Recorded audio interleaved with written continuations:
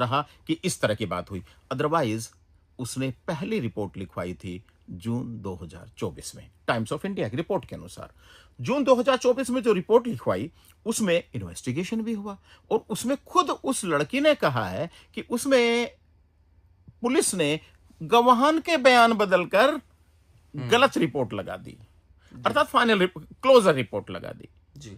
भाई ये तो विश्वसनीय प्रश्न नहीं है। अगर ये सही है तब मैं फिर से यहां स्पष्ट कर रहा हूं कि मुझे पुलिस के पास केस डायरी क्या है उसका ज्ञान नहीं है, हम्म। मुझे पुलिस इन्वेस्टिगेशन क्या कर रही है उसका ज्ञान नहीं है, और ना ही मेरा आशय पुलिस इन्वेस्टिगेशन को या ट्रायल को प्रभावित करना है, बिल्कुल नहीं, ना ही मीडिया ट्रायल करना है। लेकिन एक प्रश्न जो टाइम्स ऑफ इंडिया की रिपोर्टिंग से आया कि जब 2024 में एक बार रिपोर्ट हो गई और उसमें रिपोर्ट पुलिस ने दे दी, जैसा कि उसमें लिखा है कि क्लोजर रिपोर्ट, जी।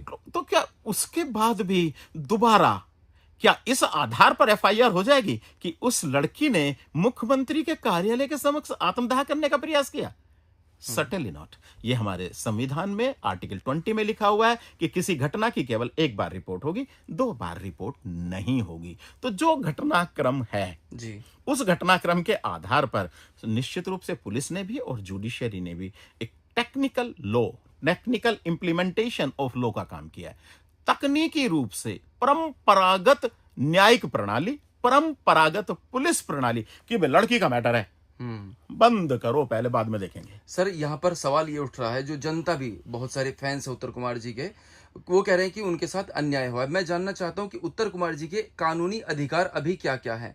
क्या वो अपने देखिए, बचाव में पहले क्या तो कह उसे सकते हैं? चैलेंज करनी चाहिए अपनी अरेस्ट। जी। जब एक बार क्लोजर रिपोर्ट आ गई थी, जो कुछ भी होना था उसमें होना चाहिए था। अभी जो उसमें जो नेट पर ही है, मैं फिर यहां स्पष्ट कर रहा हूं कि जो कुछ भी मैं कह रहा हूं इंटरनेट से पढ़ी हुई सूचना के आधार पर कह रहा हूं। पुलिस के पास क्या रिपोर्ट है उसका ज्ञान मुझे नहीं है। जी। तो जो मेरा वक्तव्य है यहां, वो इंटरनेट पे जो सूचनाएं हैं उन्हीं के आधार पर है जी। कि प्रथम सूचना रिपोर्ट लिखी गई और बयान किए गए और बयानों के आधार पर हमने अरेस्ट किया है। जी। भाई जब एक केस पहले से था तो दूसरी एफआईआर कैसे हो सकती है? संवैधानिक अधिकारों का अतिक्रमण है, मौलिक अधिकार का अतिक्रमण है, आर्टिकल 20 का वायलेशन है। तो सबसे पहले तो उसे तो उसी में जाना चाहिए भाई। He should challenge the arrest, he should challenge the FIR. हो सक एफआईआर चैलेंज करे, अरेस्ट चैलेंज करे। भाई मैं कैसे अरेस्ट कर लिया आपने मुझे? जी। तो वही सीधे, एंड क्योंकि फंडामेंटल राइट का वायलेशन है, he can go to the supreme court directly. उसे सुप्रीम कोर्ट जाना चाहिए सीधे। और सर जो उनका नाम था वो पूरा खराब हो गया, जिंदगी भर के लिए जो उन्होंने कमाई की थी, पूरा नाम पे धब्बा लग गया है। देखिए, इसके लिए भी उनके पास कोई कानूनी अधिकार है? बिल्कुल कंपनसेशन का अधिकार है, कंपनसेशन का भी उन्हें अधिकार है। अगर कोई झूठा आरोप लगाता है तो उस पे कंपनसेशन। दरअसल में ये है ना कि हमारी न्यायपालिका, ये मैंने quest for justice at the threshold में लिखा भी है कि न्यायपालिका का रुख इस तरह का है, केसेस के लोड की वजह से कह लीजिएगा, काम ज्यादा की वजह से कह दिए, मैं ये नहीं मानता ज्यादा काम है, काम तो इतना ज्यादा नहीं है। अगर उसको रेगुलर चैनल से किया जाए तो आराम से हो जाता है। कोई भी आदमी गवाह आके शपथ पे कुछ भी बोल जाता है और न्यायाधीश कुछ नहीं करता, झूठी गवाही हो जाती है। अगर न्यायाधीश उनके विरुद्ध कार्रवाई करना शुरू कर दे तो ये घटनाएं होनी बंद हो जाए। सर मेरा सवाल आपसे ये है कि अगर आप पक्ष रखें उत्तर कुमार जी का सुप्रीम कोर्ट में या हाई कोर्ट में, या उनके वकील आप हों, तो आप क्या सजेशन देना चाहेंगे उत्तर कुमार जी को या उनकी टीम को? भाई मैं यही कहूंगा कि सुप्रीम कोर्ट में जाइए, वायलेशन ऑफ फंडामेंटल राइट, उसके फंडामेंटल राइट का वायलेशन है, ऐसी थोड़ी अरेस्ट कर लेंगे।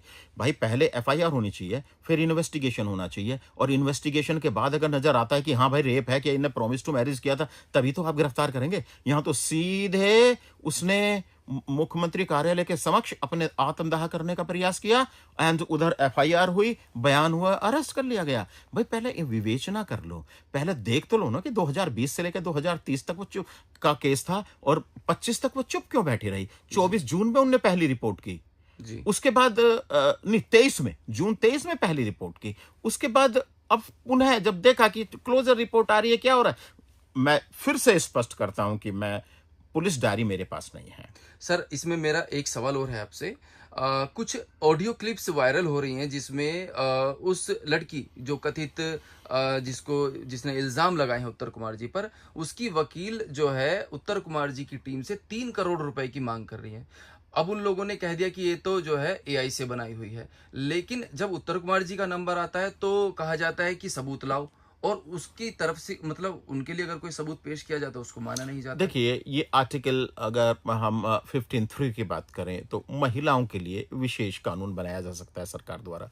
एक उत्पीड़ित पक्ष रही है महिला भारतवर्ष में। जी, उत्पीड़ित पक्ष अभी भी है। जी, लेकिन इस तरह की घटनाएं तब घटती हैं, जो मैंने पहले ही कहा था कि यदि शारीरिक संबंध अगर सहमति से भी बनाए ना, और सामाजिक परिवेश दूसरा है, जी, सामाजिक चिंतन दूसरा है, तो वो सामाजिक चिंतन उसके एकाकी चिंतन, निजी चिंतन को प्रभावित करता है, और वो कह दिया कि नहीं, मेरे साथ तो जबरदस्ती संबंध बनाए थे, चाहे संबंध सहमति से ही क्यों ना हो।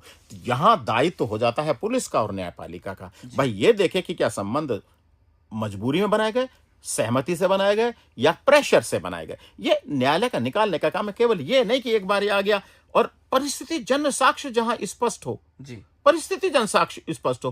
भाई कहां थी ये बच्ची पहले से, क्यों नहीं इसने बताया? जब दुपट्टे को उसने हटाने की घटना घटी थी, तभी उसे वहां दुपट्टा उसके ऊपर फेंक के चले आना चाहिए था और रिपोर्ट करनी चाहिए थी। सर ऐसे साक्ष्य हैं जो कि अब आज की डेट में इंटरनेट पर उपलब्ध है। जब वो लड़की उत्तर कुमार जी की तारीफें कर रही है, उनको थैंक यू बोल रही है, और इसके भी साक्ष्य टीम द्वारा दिए जा रहे हैं कि उस लड़की ने पैसे की डिमांड की है। तो क्या इस तरह के जो सबूत हैं वो उत्तर कुमार जी के काम आएंगे, उनकी हेल्प करेंगे? देखिए, अभी उनकी, जैसे आपने खुद कहा है कि वो, उन्होंने उस जो वीडियो आया है उसकी सैंटिटी को चैलेंज किया है। जी, तो ये तो न्यायालय के सामने आएगा, जब तभी बता पाएंगे कि क्या है, कैसे है, क्या मांगा या नहीं मांगा। लेकिन दुर्भाग्य ये है कि वो तो उत्तर कुमार जी तो जेल चले गए। जेल उनको चले गए। जितना नुकसान उनकी प्रेस्टेज को, उनके काम को होना था, वो तो हो गया।